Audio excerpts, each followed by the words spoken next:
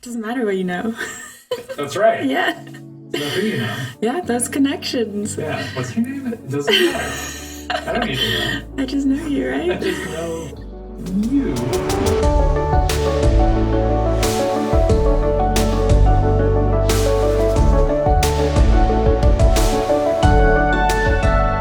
Thank you all for joining us. Welcome to The Wardrobe. This is the Who You Know podcast.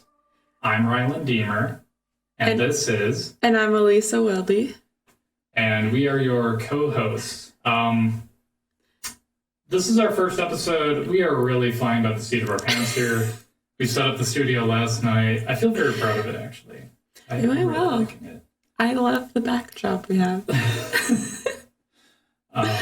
Yeah, we picked out the clothes that are on our racks here. Yes. I'm hoping today's episode doesn't feel too disorganized. Because the way that we set it up to show everyone the sausage making process is we decided to do a blind first episode, meaning Elisa and I haven't discussed in advance what we're going to talk about with each other, but it's all under the framework of trying to get to know each other better on the podcast, as well as getting the audience to understand us better before we get to the point where we're inviting guests on. Yep. Right? Yeah, because that's our future goal, hopefully, to get people on our podcast. Yeah, hopefully this is at least good enough to have our future podcast guests not back out. Yeah. Gotta have a good podcast for people to come want to talk to us. Right. Yeah, and I guess maybe we'll talk about the podcast first. So, Who You Know podcast, which is maybe you're guessing, it's not what you know, it's who you know. So let's talk about what we know first, so that we can tell everyone why it's not important. So Elisa and I are both actuaries, and so we're coming at life from a unique perspective. And I suspect most of the people watching this are not actuaries, or won't be once we're famous enough that this gets shared around. But actuaries are, we're mathematicians. We quantify risk. We also study sociology and psychology, logical biases, things like that, to try to perfect the way that we solve problems. Yeah. Right? Doesn't mean we'll arrive at the same answer, but at least we have a scientific approach to it. Guidance. Yeah. And the reason I bring that up to start is that's the lens through which a lot of these discussions might go. But at the end of the day, what's really important is who we know. So we want this to be about the connections that we have with each other, with our guests, the connections that they have with other people. And so we're approaching this as mathematical thinkers who are learning more about relationships. Yep. Yeah, I feel like mathematical thinker can turn some people away, so don't worry. That's who we know, not what we know. We're not going to talk math all the time. Right. God, I hope not. I think I need to blowtorch this thing again. Yeah, for our audio listeners, we have like a little incense thing, which you probably figured out, and it's like not doing anything. So I think I've blowtorched it twice already. Well, when's the last time you used this too? Do they expire? Well, I don't know. If they expire, this is definitely expired. Just a little spider web. Nope, that's just maybe a cat hair. A little spider web right here. Yeah. What? I feel like it's so weird. Like, this really came together so quickly, and I did. When I want to say another thing to make sure that you understand where I'm coming from. Okay. Elisa. Yep.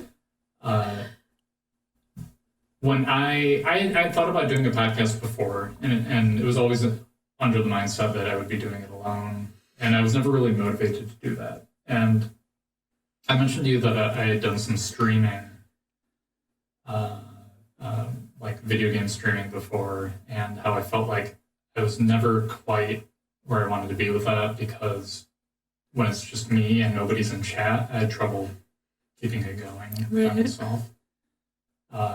And then the idea kind of came into my head, oh, I should do a podcast, but I have a co-host. Yep. But I want you to understand that you're not just like a co-host. You are the only person that I thought of for being the co-host. And I honestly couldn't tell you why. And I thought it was interesting that after I asked you if you wanted to do a podcast, it was like with your response, I was immediately like, okay, cool, she's in. Well, because I was like, me? You want me to be like on a podcast? I was just surprised at first that, like, yeah, that was the person you thought of, I guess. Just knowing who you know. Right. Well, and wait, what do you mean by that? I don't know, like, why choose me over other people that you know? I feel like you know so many people, not even just around us right now. Like, you've been a lot more places than I've been, lived a lot more places, but like, I feel like we don't necessarily share the same hobbies or like passions, and so maybe that's why I was like surprised. And so yeah. No, I think that enriches it though, right? Yep. I agree. Two different perspectives, different things to talk about. Yeah. I like it good. And I appreciated because you asked a lot of questions before agreeing to it, but the way that you were phrasing it, maybe I should reread everything, but the way that you phrased it right away was kind of like under the assumption that you would be doing the podcast. Really? And I was like, yeah, it was like the tense you were using or something. Okay, yeah. You were like so in immediately. Like, and are we doing this? Are we doing that? Like already using the we? Yeah, it wasn't like, so if we did this, then how would we do that? It was more like, so how are we going to do this? It was just like you were kind of like in the mindset immediately, and I was like, okay, I made the right choice. I think this thing is like slightly misaligned. Yeah, it's coming out a little bit. Oh, is it? Just barely. Maybe I should not touch it. It's really cool. Oh. Yeah, I'll stop. Yeah, I appreciated that, and then you said that you had thought or dreamed at one point of being like a radio host. So why aren't you? Why didn't you do that? It doesn't make the money. That's really it. Probably, but I think sometimes I would give like speeches or like in front of people, not necessarily a speech, like assigned to do a speech, and they always thought I was good at it. And I was like, well, I always wanted to be like on the radio doing things like that. But they're like, nah, you don't have the face for radio. Like people are like, you have a face for radio, meaning like, that's like you should not be in front. That's a compliment. Though. Yeah, exactly. And so I was like, okay, yeah, but also like, wait, so you have to be ugly to be on the radio? Is that how that works? Maybe it's a better field for you than on TV, like something like that, you know?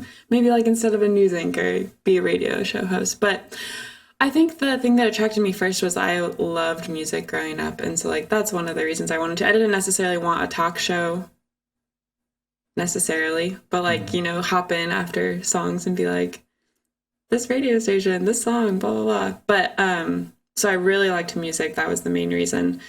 But I also liked talking in front of people. Even though I'm actually pretty introverted, I don't mind talking in front of people. I might get nervous at first, but I don't know. I like being around people also. I hate being alone. But along with not doing radio, like, I don't know if I wanted to be a communications major or something like that. And I love math, so like it doesn't really fit. But I thought it would be more of a cool, like, side job where I always said when I retire, maybe I'll do that. But yeah.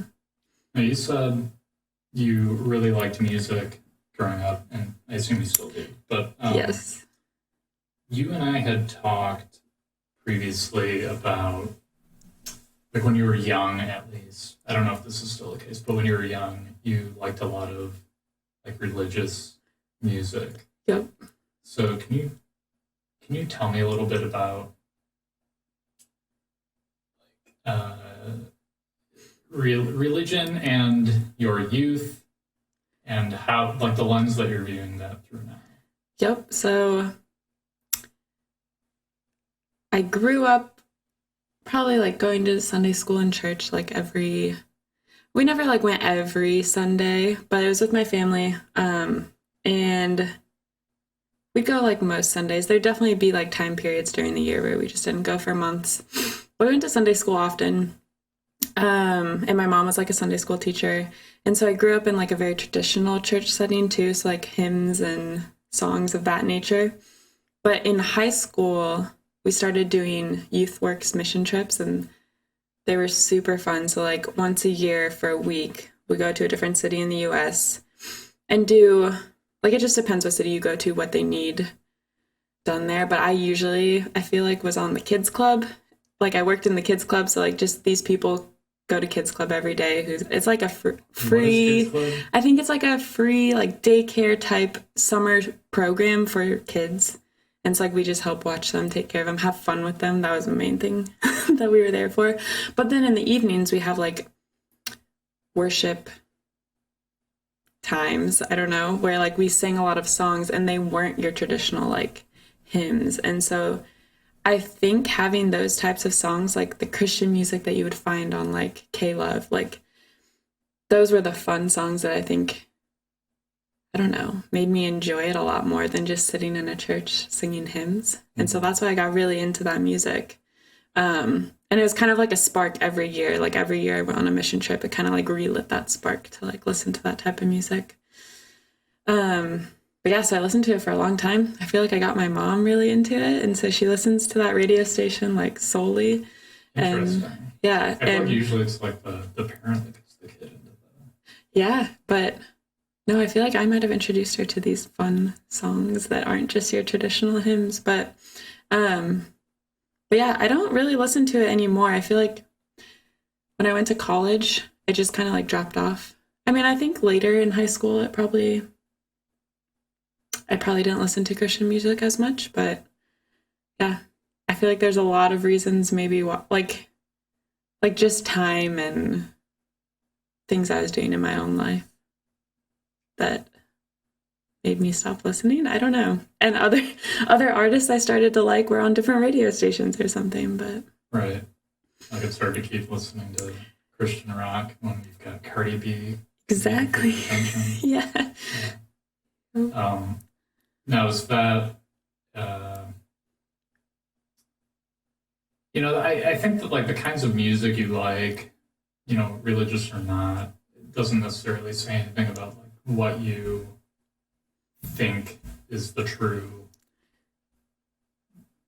reality or meta-reality or however you want to say it. Yep. Do you think of yourself as a religious person? Do you think of yourself as a believer? I think I'm questioning more. Okay. I feel like I would say that I'm a Christian, and I like I would attend church with someone if they asked me to, maybe. I haven't done it on my own in a really long time, but I don't know. I feel like I would want to study what I think more, if that makes sense. I need to question myself more to like really figure out what I think, because I'm not sure. It's kind of where I sit. I'm not sure what I believe. But do you have a good answer? I think about this so much because I really, like, I know what I think, but I don't know what I believe. And I don't think anyone can really know to any significant degree, like, what they actually believe. It's like really easy for me to think, I don't think there is a deity, but, there's part of me that really hopes for it. So what does that mean in terms of belief? Like, right. Does that make me a believer or not? I don't know how to parse that out. I am a really spiritual person. Again, I feel like that's like a rabbit hole we could go down. But as far as religious, I don't go to church often, but I do occasionally. And I guess I can walk through some of this. So I grew up Lutheran in the ELCA Synod of the Lutheran Church. And for those who don't know, me.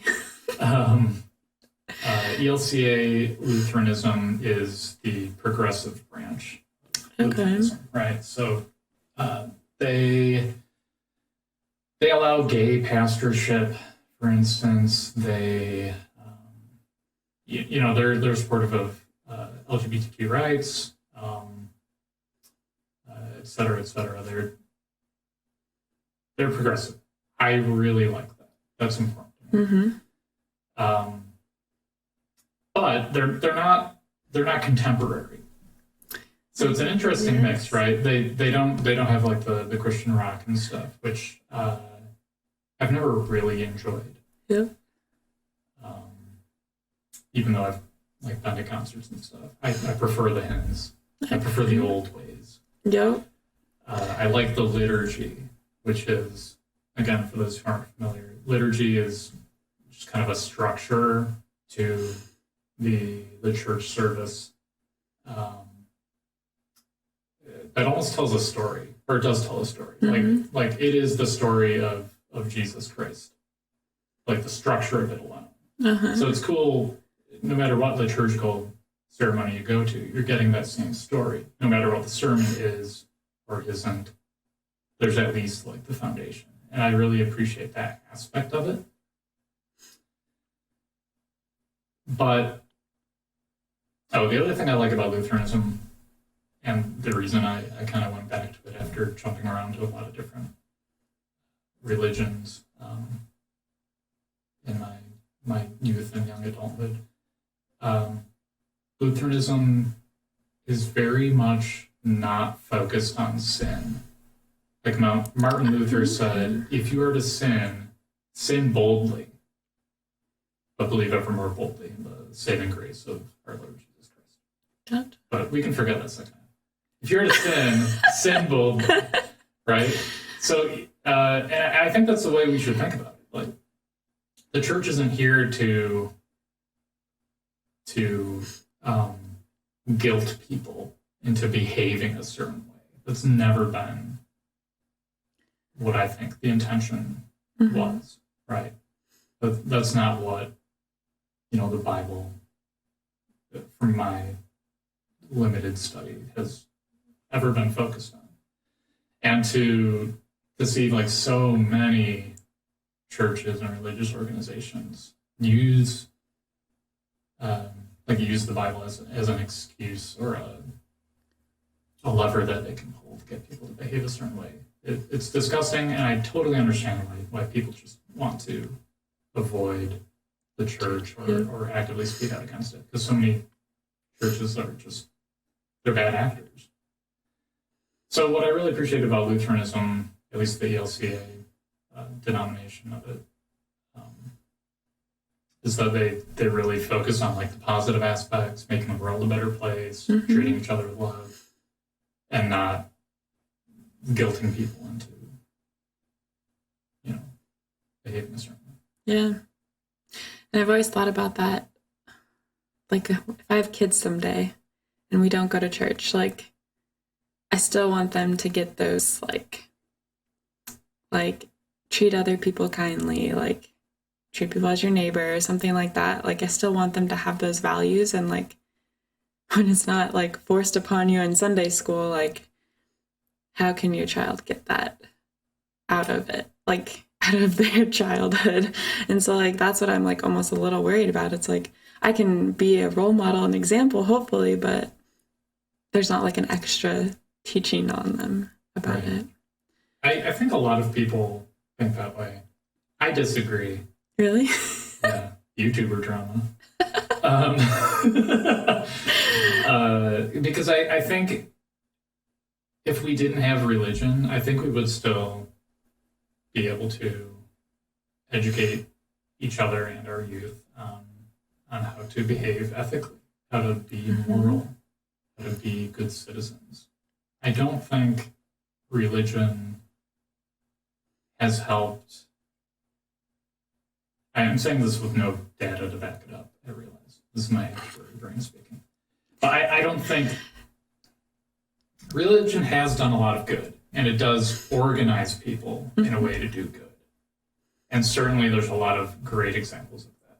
But I think in terms of like morality and ethics, I think we can get that without religion entirely. I don't think, the lessons of the Bible or the Torah or the other one, or any other religious text, I don't think those are needed to have a moral, ethical society.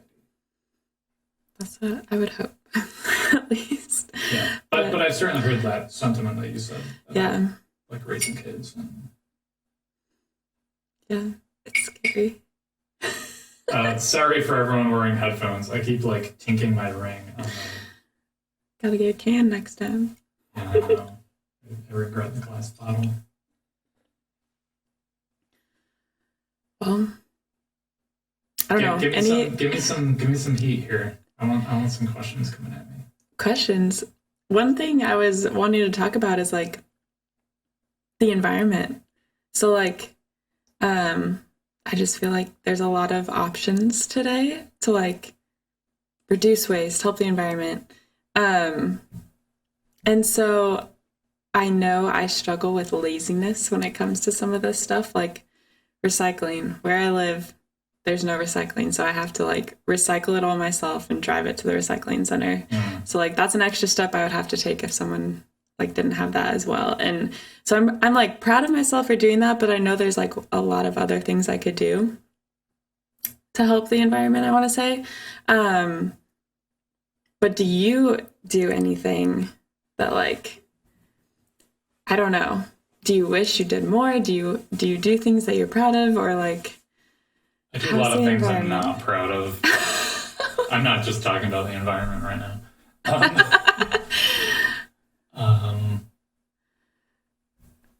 That's a good question. I'm very much, I want to do what I can to help the environment, but we are so bad about ordering a lot of food in, which is like a lot of container waste. I'm guilty of that. What's nice about living here is every other week they come around and collect recycling. So at least like the cardboard boxes that we bring in, we can take care of. But yeah, I think like a lot of people, I want to do good things for the environment,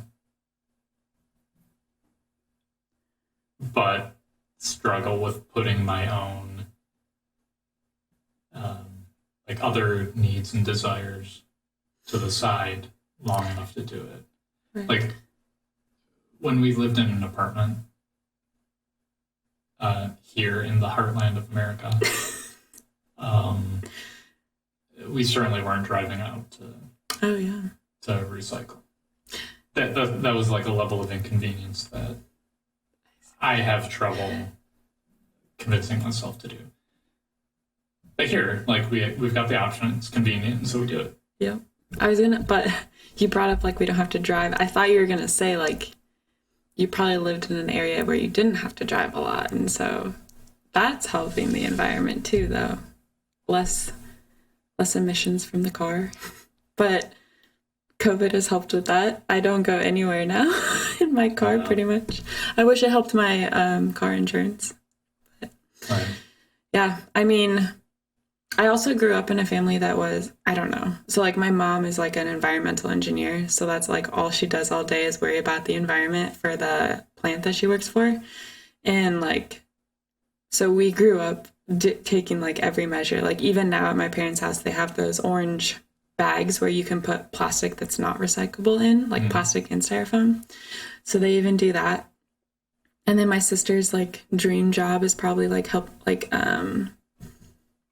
renewable energy. Like that's what she would love to work with. She wants to be a mechanical engineer, but she would love to work with renewable energy. Like she wanted to move to California, live in California. So like I just grew up with it like everywhere. So like that's all I can think about. But like now me living with Dan, my boyfriend,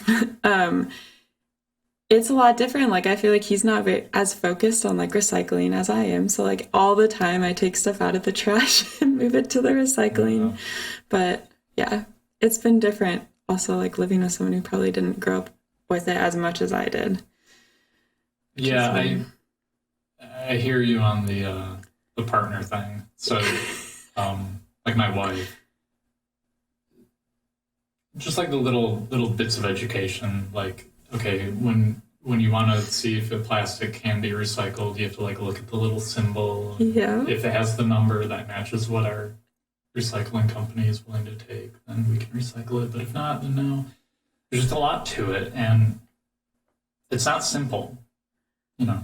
Yep.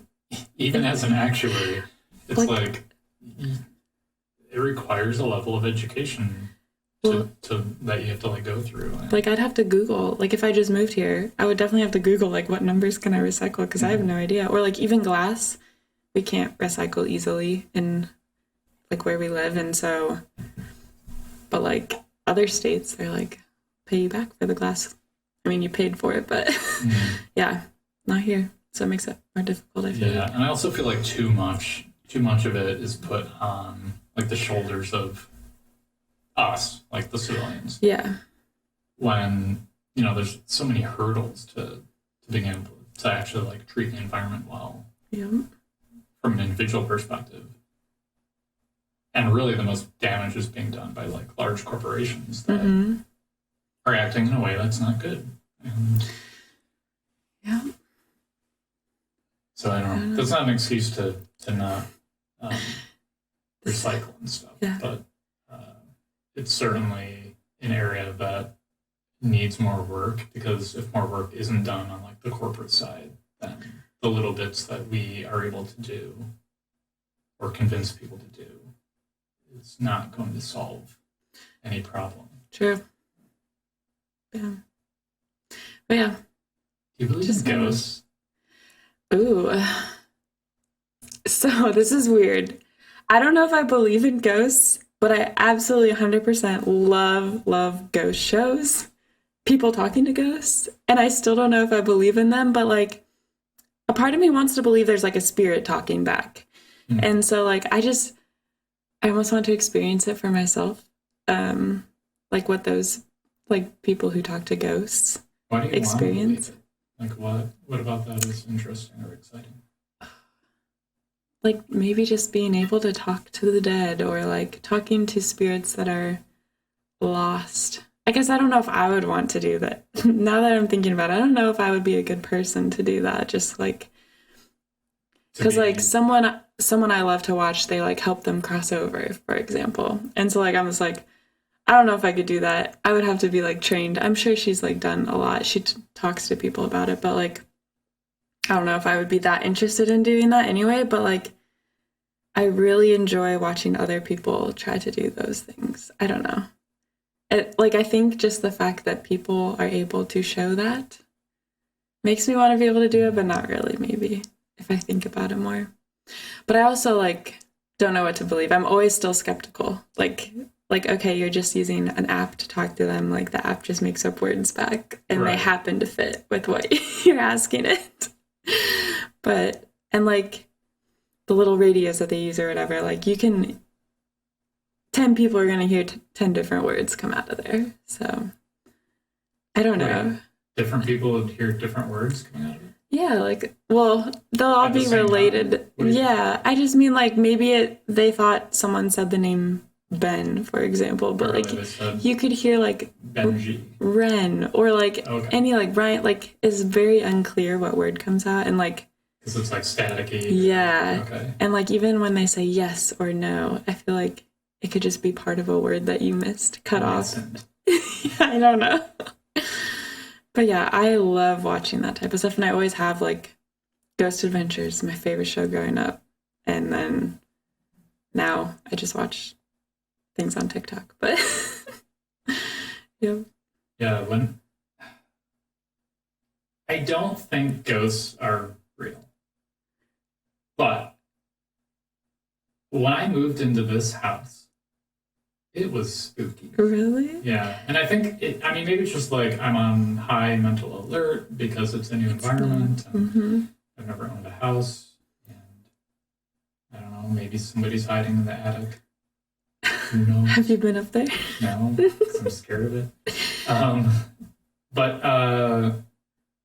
when I moved into the house, I swear I was seeing things all the time, like a black silhouette, kind of fuzzy, almost like a shadow, like moving across the doorway late at night. And I would have to get up and like look around the house, be shining my flashlight everywhere, like I swear I saw a silhouette, and I kept seeing like a human figure like walking around at night. Yeah. Just like a little flash image, brief, and not when I'm like falling asleep. I'd be like reading a book or whatever, and then like, Yeah. And then I think I've told you this story before. So one night, this was a couple months after we moved in, and I've been seeing all this. One night, I was asleep, and I suddenly woke up in the middle of the night, like instantly. My eyes flew open, and I saw this figure standing over the bed, and I felt like it was looking down at me and my wife, and our 2 cats were curled up very sweetly on the bed. And I didn't feel scared. I just like stared at it. And I remember thinking like, it almost felt like it was me, because I felt like I was admiring like the sweet moment of like the family resting on the bed.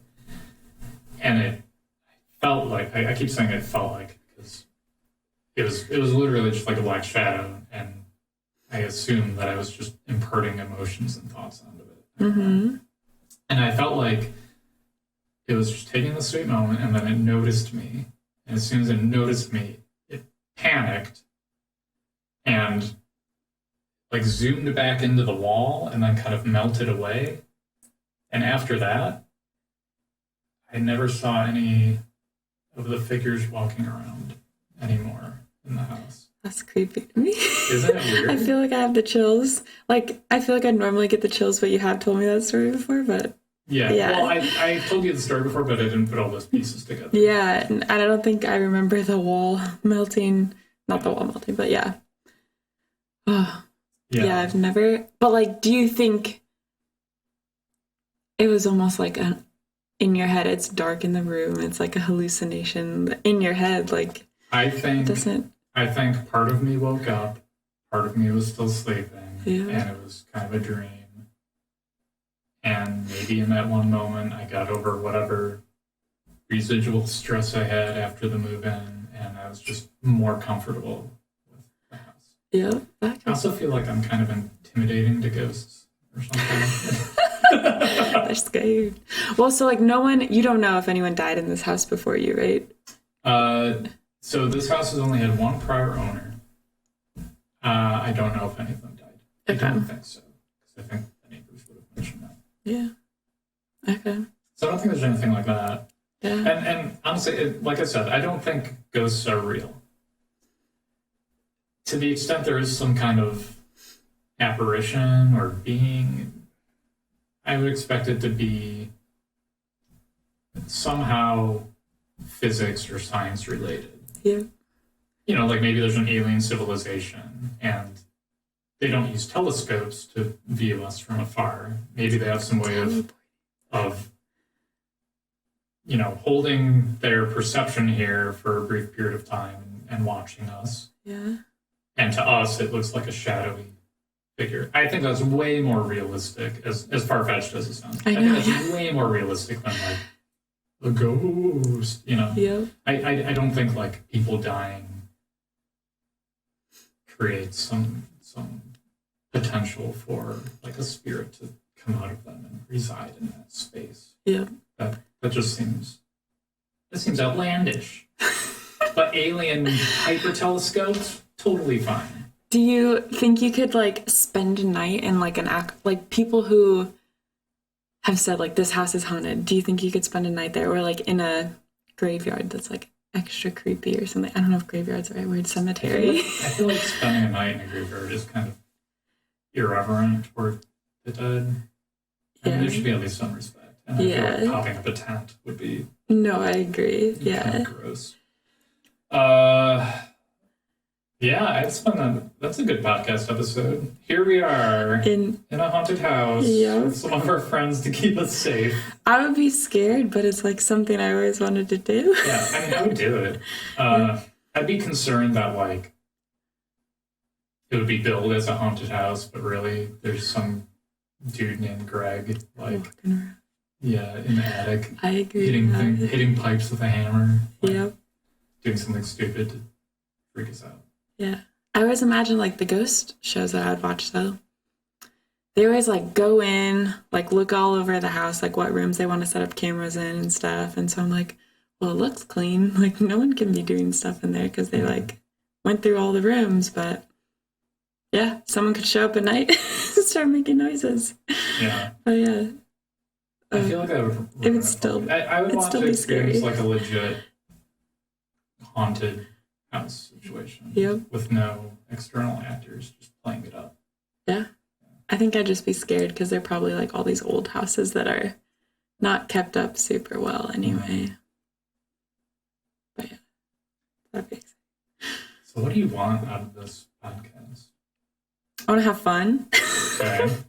I don't know. Eventually when we get people on, like I love learning about new people. So I guess like some people might be people I know, so I already know about them, but like new people that I don't know as much, that's what I would be super excited for. I'd probably find stuff out about myself a little bit, like just talking about that makes me think. I don't know. Mostly have fun. I'm really excited. Yeah, I'm already having fun. I like talking. Good. I like asking questions. I like learning about people. Yep. Even stuff like learning how to do the sound setup and the lights and this paneling. And like this was all very fun for me. Yeah. And I honestly feel like more comfortable doing the actual recording than like streaming myself on Twitch. So at least here, if I say something really dumb, I can edit it out. And it's live on Twitch, right? More comfortable. Yeah. Okay. Not that I said anything bad on Twitch, but you know, it's sometimes hard to for me at least to phrase things in the way that I intend or like want to get across. Yeah. I feel like sometimes I miss the mark, especially in like conversational settings. No, definitely. So like, is Twitch, does it stay there forever? Can people go back and watch it, or is it always live? I think it goes away after a while. Okay. But somebody can like clip it and then it stays forever. Okay. Yeah. So it can go either way. Okay. Yeah. So yeah, what I want out of the podcast, like I said, I want to have fun. I want to learn about people. I like asking questions. I like building new skills. But I want to build. Here's the vision. Here's the vision that I've got. Who you know. So I want it to be about who we know, right? Mm-hmm. Who they know. Who they know. It kind of becomes like a 6 degrees of Kevin Bacon kind of thing, where we just have this big map of who all these people know. We understand their relationships to each other and to who they know and to who they know. Mm-hmm. And just building it out from there. I love the idea of being able to like visually map this connection, this web between us all. And I think it's super cool, like the way that humans form connections. Yeah. Like you said 6 degrees of Kevin Bacon, but I've always heard like if you send a letter to someone, it will like get, I don't know if it's like to like someone else that you know, like within 6 people or something, like if they send it to people they don't know, I don't know. It's crazy. Yeah. But yeah, I'm imagining like the big neural networks and like, I get why it's called networking or like. Yeah. Yeah. I love meeting new people, but like I said, I'm like introverted but very curious, maybe. Mm-hmm. Yep. Yeah. And this whole like introvert extrovert thing, I think it's so. Oh. It's hard. I don't know how real it is, because I think for me it's more of like a spectrum, right? And this is like the introvert side, so my alone time. Yeah. This is when I'm hanging out with people. I have the most energy when I'm in the middle. So like, let's say during the pandemic, mostly alone. Yep. And that's very low energy. Mm-hmm. Hanging out with people once, and I feel like, oh my God, this is so good. I love it. Give me more people. But if I were to like go to a party 5 times a week, I would be way over on this other end of the spectrum, and I'd be low energy again. So if I'm close to like either end, I'm not feeling good. But if I'm striking up some balance, it's just like I'm unstoppable. You can't stop me, Elisa. Yeah. No, I feel like I'm similar. So like something I've heard said before is I'm like an extroverted introvert, if that makes sense. This so is like, why I think the whole thing's you know, it's like when I'm in a small group, it's probably when I'm the most energized, like you're saying. So like 4 to 5 people is like my prime amount of people to be with, and I'm like talking a bunch or like participating in the conversation a bunch. One-on-one is actually harder for me, but alone I absolutely hate. Like I hate being alone. And so I don't know. I agree. It's probably a spectrum, but then I think about like it's for me, I'm just thinking about like how good am I at keeping a conversation going? Like it's probably, like I said, the small group of people when I would seem extroverted, but like almost on the other sides of like groups of people, it might seem like I'm more introverted, which is interesting. Yeah. But yeah. Another thing that I do that I feel the introvert extrovert thing doesn't appropriately capture is if I'm like in a meeting, I will not talk if I feel like the other people in the meeting have got it covered. Yep. So like, let's say,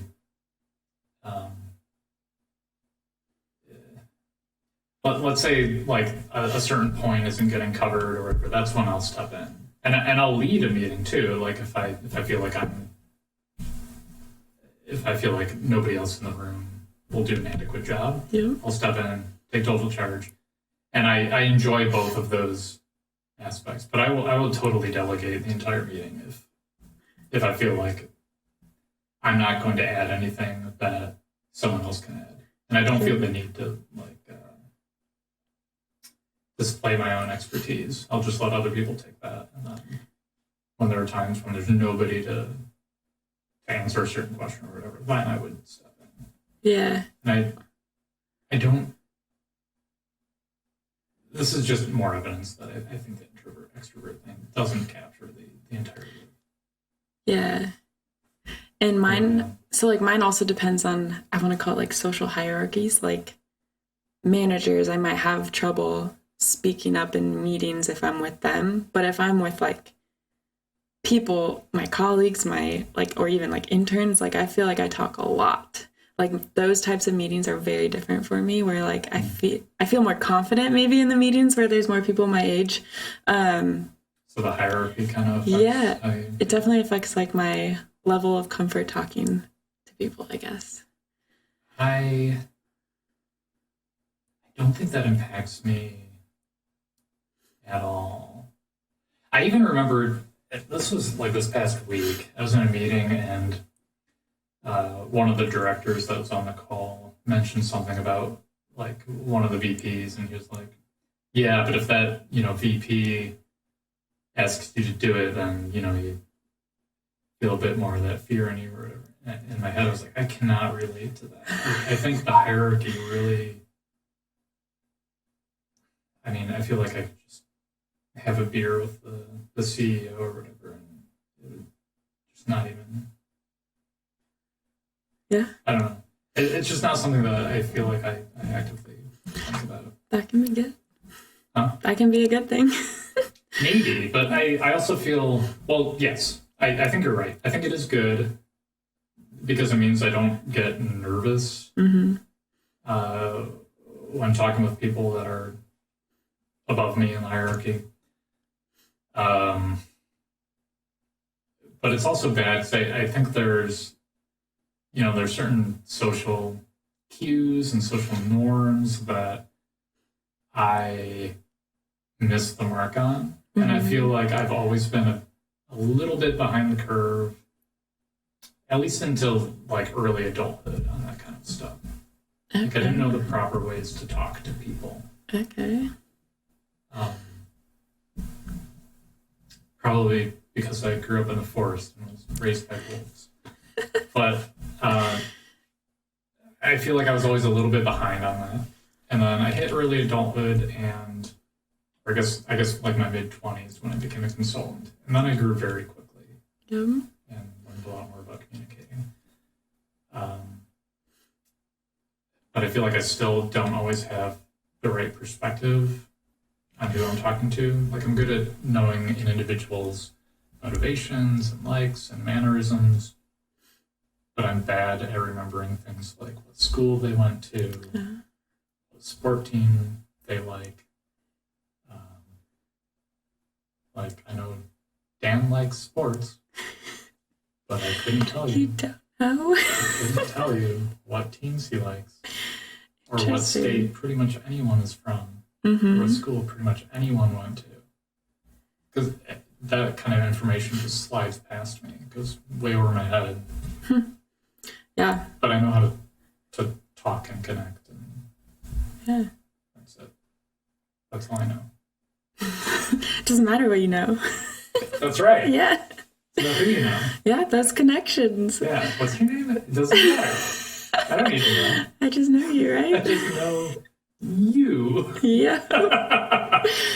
No, I'm always scared when I see people, like, I live in the city I grew up in. I'm always scared if I see someone from my high school, like, do I remember their name? Like, that will dictate almost whether I'll make eye contact or not. If I remember their name, then it's okay to make eye contact. But if I don't remember their name, I'm just going to try to avoid them. Because, like, I don't know. I'm so bold about not remembering names. Are you just like, I don't remember your name? Yeah. Okay. I'm more likely to say, I'm totally blanking right now. What's your name? Okay. Yeah. But really, you're not blinking, you don't know. Well, I'm just blanking, right? Yeah.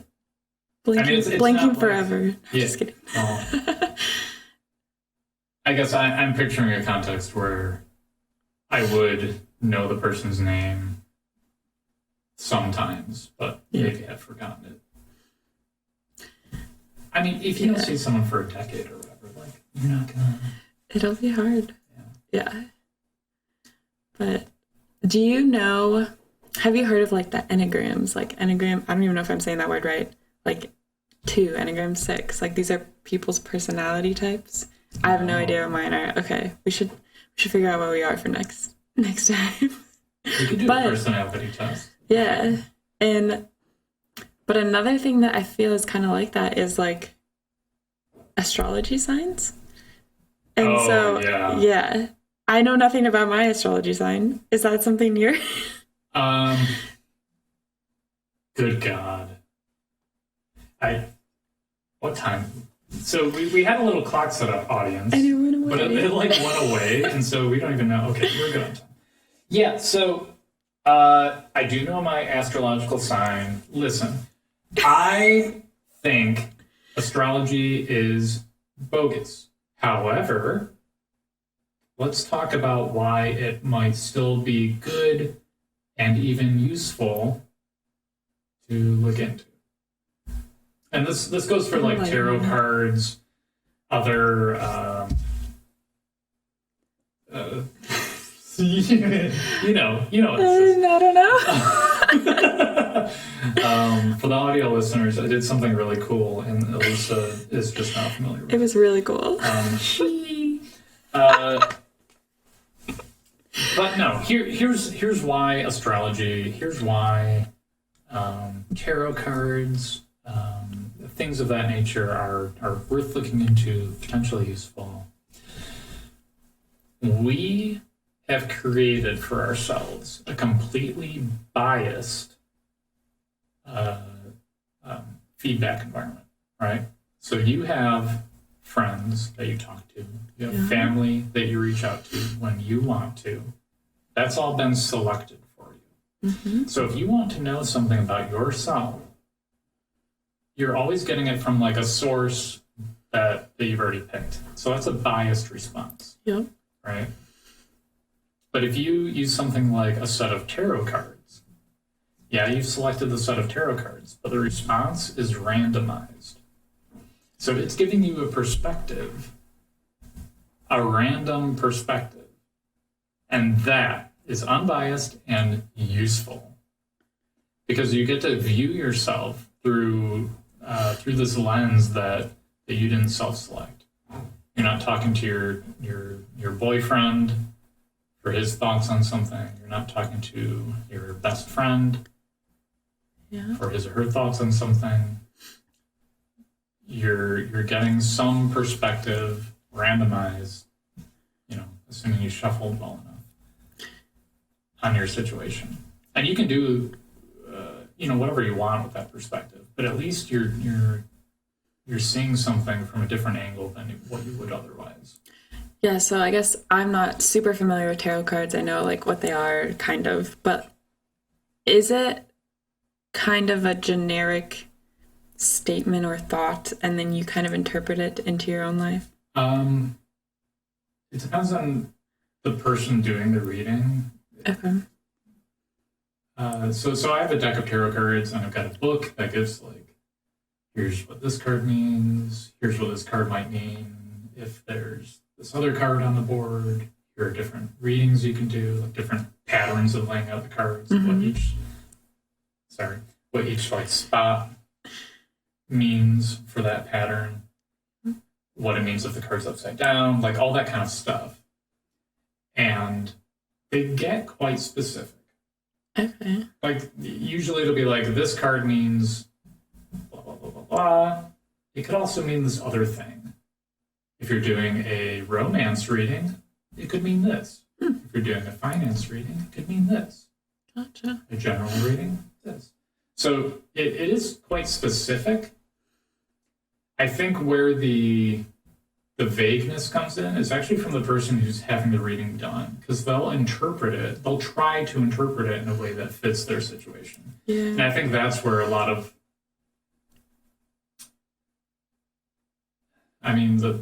a person trying to like they're trying to like apply it to whatever they're thinking about in their heads. And I think that's where, unfortunately, a lot of the vagueness comes in, at least with tarot cards.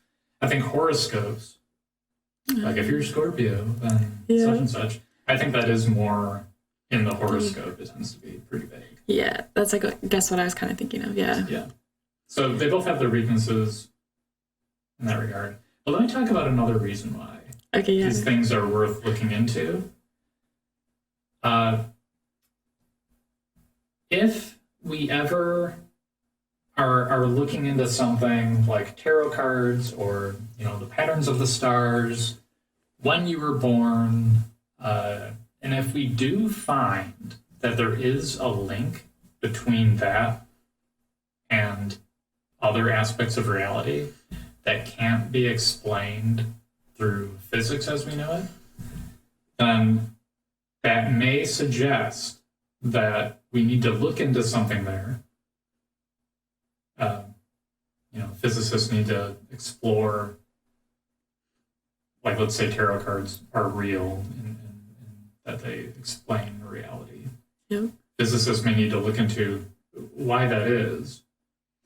And if we're living in a simulation, which is, I know, something that a lot of people have been thinking about ever since The Matrix came out, but if we're living in, and probably before that, if we're living in a simulation,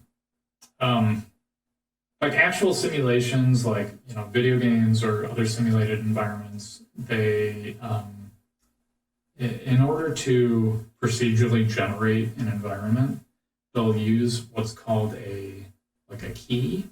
So So it's like a random string, let's say like 8 characters.